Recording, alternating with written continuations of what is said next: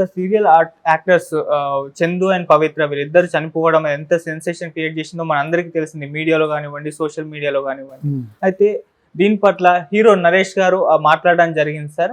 అంటే పవిత్ర గారు చనిపోయిన తర్వాత చందు ఎటువంటి ప్రాబ్లమ్స్ అయితే ఫేస్ చేస్తారు, ఎటువంటి సిచ్యువేషన్ లో ఉన్నారో అటువంటి నేను కూడా ఫేస్ చేస్తున్నాను. ఒకవేళ ఫ్యామిలీ మెంబర్స్ ఆయనకి తోడుగా ఉండుంటే ఖచ్చితంగా ఆయన బతుకుండేవాడని చెప్పేసి నరేష్ గారు మాట్లాడడం చూస్తున్నాం. అసలు మరి నరేష్ గారు అటువంటి సిచ్యువేషన్ ఫేస్ చేయడానికి కారణాలు ఏంటి, మరి దీనిపైన మీ ఒపీనియన్ సార్ అనే మాటలపైన? అంటే ఇక్కడ వివాహేతర సంబంధాలు పెట్టుకోవడం అన్నది ముందు పొరపాటు.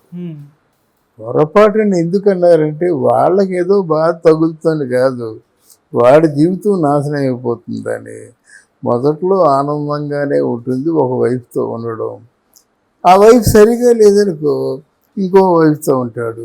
ఈ వైఫ్ సరిగా లేకపోయినట్టయితే మూడో వైఫ్. ఇప్పుడు నరేష్ విషయంలో మూడో వైఫ్ కూడా సరిగ్గా లేకపోయేసరికి ఆదరణ కావాలంటున్నాడు. ఇక్కడ నన్ను అడిగితే నా మీద నరేష్ కోపంగా ఉన్నప్పుడు కూడా నన్ను అడిగితే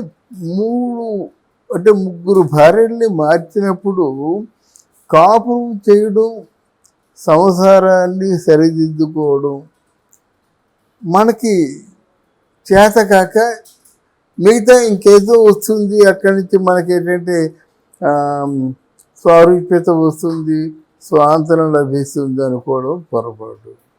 అందులో ఇంత స్వయంకృతాపరాధాలు ఉన్నాయి. ఇక్కడ అలా కాదు. అంటే వీళ్ళ కేసు వేరు, గౌరవంగా చెప్పాను.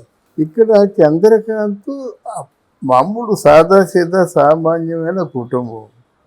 సహజంగా ఎవరైనా పైకి వస్తున్నప్పుడు వాళ్ళని లొంగ తీసుకోవడానికి, వాళ్ళ స్వప్రయోజనాల కోసం ఉపయోగించుకోవడం కోసం ఆడవాళ్ళు ముందుకు వస్తారు.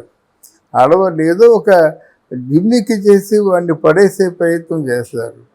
ఇక్కడ చంద్రకాంత్ తాలూకు బాధ్యత ఏంటంటే ఇద్దరు పిల్లలు ఉన్నారు, భార్య ఉంది. అక్కడ ఆ భార్యని ఇద్దరు పిల్లల్ని చక్కబెట్టుకోపోయినట్టయితే రెండో భార్య మూడో భార్య ఎవరు మాత్రం చక్కబెట్టుకుంటాడు? అక్కడ సంసారంలో భార్యని మరిచిపోయి ఇంకొకరి వైపు చూస్తున్న భర్త అయినా, భర్తను మర్చిపోయి ఇంకొకరు ఆశ్రయం పొందడానికి ఆరాటపడుతున్న భార్య అయినా వీళ్ళు చేసిన పొరపాటే. ఈ పొరపాటుని ఏమో వదిలేసి అహంకారంతో ఇద్దరు, ఇప్పుడు సపోజ్ భర్త కోపం వచ్చిందనుకో, ఆ భర్త భరించేదే భార్య, సరిదిద్దుకోవాలి. ఆ సరిదిద్దుకోవడం జరగదు, ఈగోలు. ఈరోజు ఈయన ఎంత పిచ్చోడు అయిపోయారంటే ఆ పవిత్ర లేనిదే బ్రతకలేడు. కలిసి యాక్టింగ్ చేస్తున్నారు. ఆ బయటకు వచ్చి బయట ప్రపంచంలో ఇట్లాంటి డిఫరెంట్ సెక్స్తో పనిచేస్తుంటే, అంటే మహిళలతో పనిచేస్తుంటే చాలా ప్రమాదం అది. వాళ్ళ అవసరానికి మనల్ని ఉపయోగించుకుంటారు.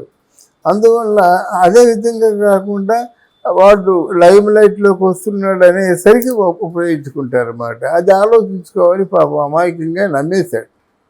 ఈ పవిత్ర ఏంటంటే ఆవిడ చరిత్ర చూసినట్టయితే ఇద్దరు మగాలు, మొగుడికి విడాకులు ఇచ్చేసింది. ఇదే అక్కడి నుంచి బెంగళూరులో వచ్చి ఇక్కడ సీరియల్ చేస్తుంది. సీరియల్లో మంచి పేరు వస్తుంది. ఇక్కడ చంద్రకాంత్ తాలూకు సహకారం ఆవిడకు ఉంది. దాంతో సహజీవనం చేస్తున్నారు వీళ్ళు. సహజీవనం చేస్తున్నారు అంత మాత్రంలో వీళ్ళు ఇల్లు మర్చిపోయి, ఆ శిల్ప అని ఒక భార్య ఉంది ఆయనకి, ఆవిడ పేరు శిల్ప. అసలు చూడకుండా, పిల్లల్ని చూడకుండా ఆ 24 గంటలు సీరియల్స్, వీళ్ళు వేరే కాపురం పెట్టారు, ఎవరు పవిత్రను చంద్రకాంత్ను. ఈ పరిస్థితుల్లో వాళ్ళు ఆ పవిత్ర కూడా ఆ యాక్సిడెంటు ఏదో అనుమానాస్పదంగా ఉందని అంటున్నారు. ఆ జోలికి మనం వెళ్ళొద్దు. కానీ తర్వాత ఈయన తేరుకోకపోవడం అన్నదే ఆయన తాలూకు బలహీనత. చచ్చిపోయింది కదా, బలంగా ఉంటే ఇప్పుడు అవిటిది అయిపోయిందనుకో, అంగవైకల్యం ఉందనుకో, ఆవిడ గురించి ఆలోచించవచ్చు. షీఈ్ నో వేర్, అది చాప్టర్ ఈజ్ ఓవర్. ఆయన వాడు అదే మనసుతో ఉంటూ అదే ఆలోచనతో ఉంటూ ఆయన కృంగిపోవడం అన్నది ఇంట్లో వాళ్ళు తప్పు. ఇంట్లో వాళ్ళు తెలుసు కదా, అది ప్రాణప్రదమైనటువంటి అమ్మాయి చచ్చిపోయిందని పవిత్ర. కొంచెం ఎక్కడికి వెళ్ళొద్దు, మీ మనసు బాగాలేదు కదా, కొన్నాళ్ళ పాటు ఇంట్లో ఉండండి, ఏదో జరిగింది జరిగిపోయింది, నేను మీకున్నాను అని చెప్పేసి అవకాశం తీసుకుంటే బాగుండేది.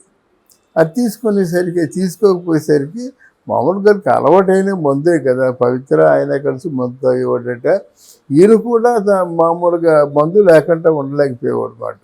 సహజంగా మందు ఎప్పుడైతే ఎక్కువైందో బుద్ధిని కోల్పోతుంది. ఆ మందు తాగే ముందు ఏ ఆలోచనతో అయితే ఈరోజు ఎలాగైనా చచ్చిపోవాలి, ఈ పీడ విరగడైపోవాలని తనను తాను నిందించుకుంటూ మొదలు పెడతాడు.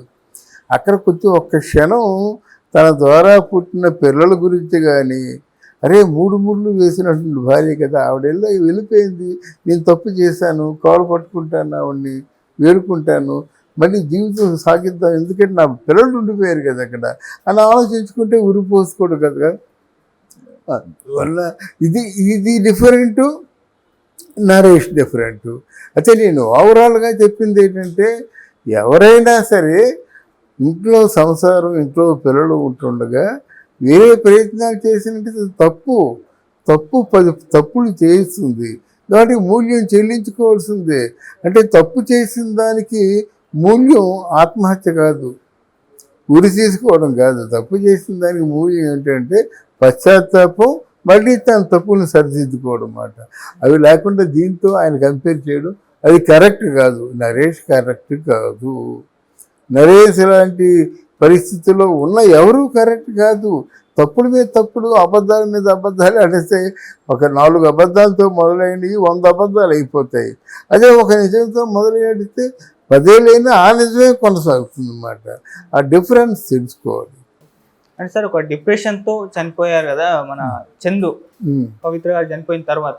అంటే అటువంటి డిప్రెషన్ పరిస్థితులు నేను ఎదుర్కొన్నాను, ఆ టైంలో ఫ్యామిలీ సపోర్ట్ కావాలి ఎవరికైనా సరే అన్నట్టుగా మాట్లాడారు ఆయన. నేను అదే చెప్తున్నాను కదా, ఇప్పుడు ఆవిడ చనిపోయిన తర్వాత పోనీ జరిగిపోయిందండి, తప్పు జరిగిపోయిందండి, మీ పిల్లల్ని చూడండి, నా ముఖం చూడండి, పిల్లల ముఖం చూడండి, నేను ఇక ముందు మీరు చెప్పినట్టు వింటాననేటువంటి స్వాంతన వచనాలు పలికి ఉంటే ఆయన బ్రతికేవాడేమో.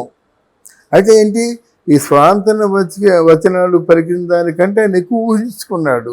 అంటే పవిత్రం లేని జీవితం నాకు వృధా అనుకున్నాడు, ఓ డెసిషన్కి వచ్చాడు. అది అందువల్ల ఈ మన నరేష్ గారు అలాగా అంత డిప్రెషన్కి వెళ్ళిపోడు, డిప్రెషన్కి వెళ్తే అంత తొందరగా కోలుకున్నాడంటే విజ్ఞత ఉన్నవాడే అని అర్థం. ఓకే, అది అంటే జరిగేటువంటి సంఘటన కంటే జీవితం గొప్పదనేటువంటి ఆలోచనల్ని